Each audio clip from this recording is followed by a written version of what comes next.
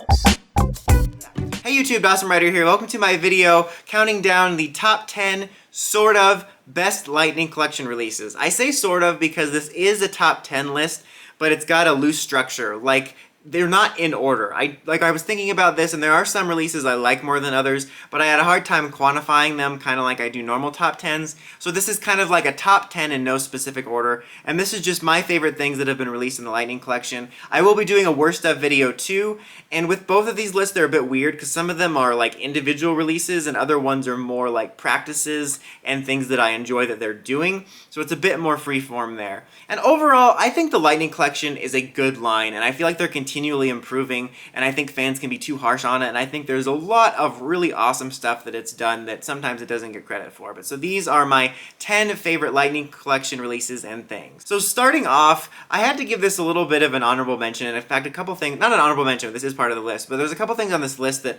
aren't my favorite things on paper but wound up being cool releases. And so for the first one on this list, it's actually the monster figures. Like, I was not really that excited for these. If you follow my videos, you know that villains and monsters are on low on my priority list. Like, you have Rangers up here, and then you have Ranger-esque villains like Korag and Void Knight, and then you have villains, and then you have like maybe henchmen, and then Monster of the Week is down there on the floor. I thought they were really cool figure releases, and I thought they got way too much flack being like, oh, they don't have enough paint, or they're not perfectly in scale, and like, they're close enough. And they look really cool. Like, I wasn't that excited for these, but when I got them, I'm like, yeah, these are awesome. The sculpt looks really good. Like, yeah, sure, some of them are missing paint in some areas and stuff, but it's not a deal breaker for me. And for me, they just looked way cooler than I thought, and that kind of put it on the top 10 for me because it was something I wasn't excited for, but then I could really appreciate, and they looked really great on display. I like putting my pumpkin wrapper figure out during my Halloween directions. They're just, I mean, they're not perfect figures, but they're pretty freaking cool. And I like the fact that they wanted to do that and make them a little bit bigger, even if they're not perfectly in scale.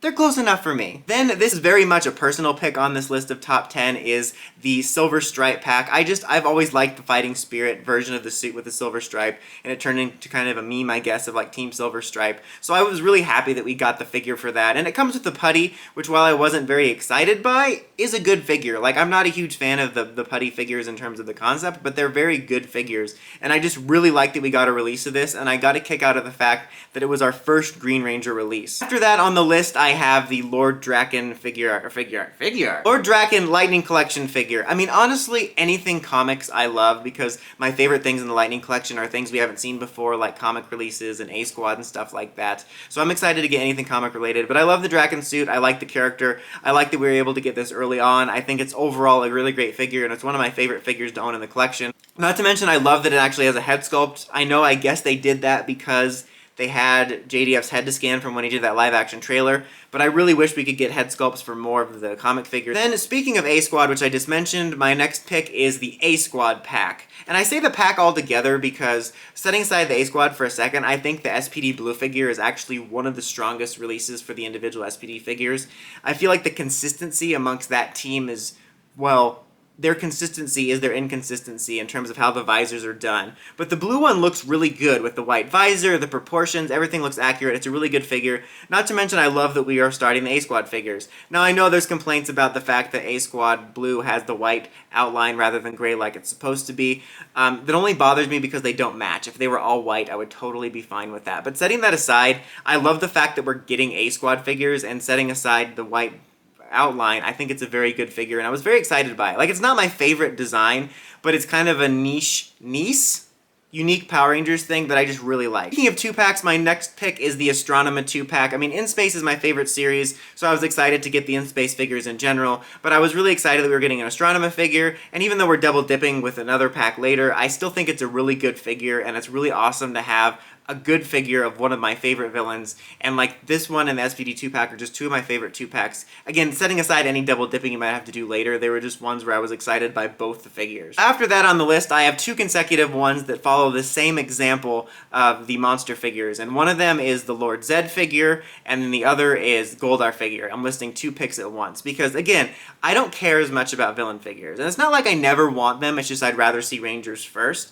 and so I was not that excited by these figures. But then, with all that said, they're really good figures. I actually think the Zed figure and the Goldar figure are two of the strongest releases in terms of, again, I wasn't that excited for them, but when I got my hands on them, I'm like, they look really good. It's like the best Zed figure we've gotten. Overall, the most accurate, the most proportioned. I know they did the updates later with the silver painted tips, the Rita and Zed set, but even setting that aside, both releases are good looking. You know, there's two releases for Goldar, and you can do some double dipping there, but setting that aside, it's a really good sculpt, and it looks really awesome. The proportions and everything about it just looks really nice.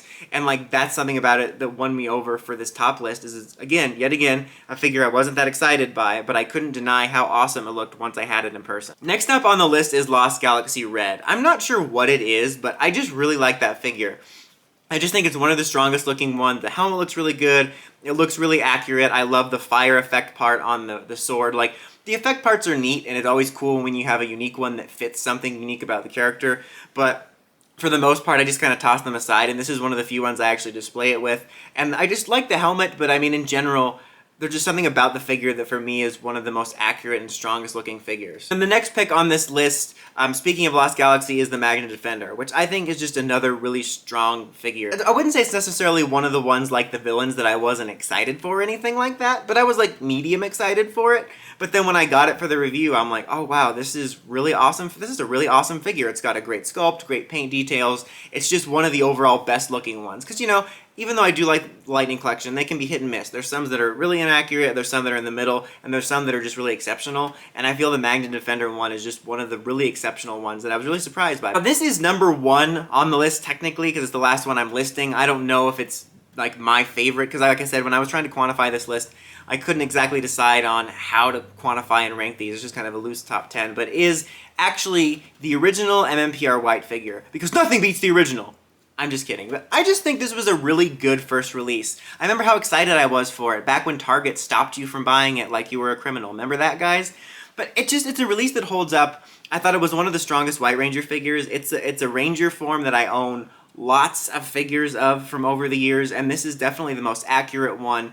It made a really strong first showing. It still looks really good, and I think for me it's telling that not only do I think it looks good from the beginning, but it still holds up, because there's some that as we've progressed through the life cycle of the Lightning Collection, kind of like with figure arts, you can see them making quality of life improvements in terms of the sculpt, and you can see how, oh, they're probably going to go back and update these older releases later. Like with the MMPR ones, you know, updating the red and black head sculpts for the metallic. I don't know if they're updating the white one. I don't think we haven't gotten white metallic yet, but even if they do update it, I think that this one holds up as literally one of the first releases, and it stands up to some of the more calibrated and balanced ones that we've gotten recently, and I think it was a really strong first release. Not to mention, it doesn't hurt, it's one of my favorite suits.